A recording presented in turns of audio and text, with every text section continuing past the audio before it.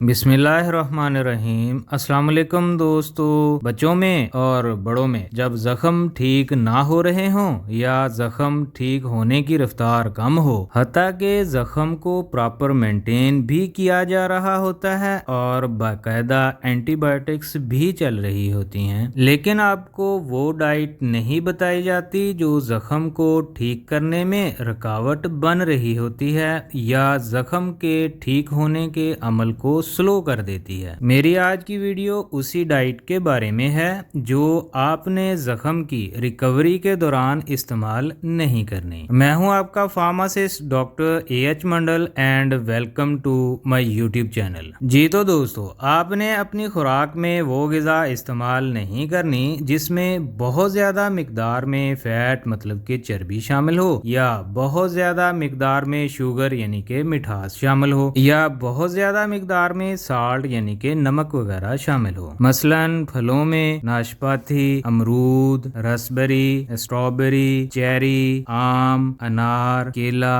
अंगूर, लीची वगैरह शामिल हैं। और सब्जियों में शकरकंदी, मकई, चुकंदर, गाजर, शलगम, फूल गोभी, टमाटर, आलू। इसी तरह गोश्त में मटन इस्तेमाल ना करें अगर आप जख्म को जल्दी ठीक करना चाहते हैं। इसी तरह सूप, इंस्टेंट पुडिंग, चीज, पिज्जा, सैंडविच, पैक्ड चिप्स, अचार, केचप, बिस्किट, फ्रीज्ड गोश्त और सब्जियां, बर्गर, शवारमा, केक वगैरह, ये तमाम ऐसी ग़िज़ाएं हैं जो जख्म को ठीक होने नहीं देती या जख्म के ठीक होने की रफ्तार को स्लो कर देती हैं। जी तो दोस्तों, वीडियो अगर अच्छी लगी है तो लाइक कर दें, अगर कोई क्वेश्चन है तो कमेंट कर दें, मेरे चैनल को सब्सक्राइब कर दें। अब मिलते हैं नेक्स्ट वीडियो में।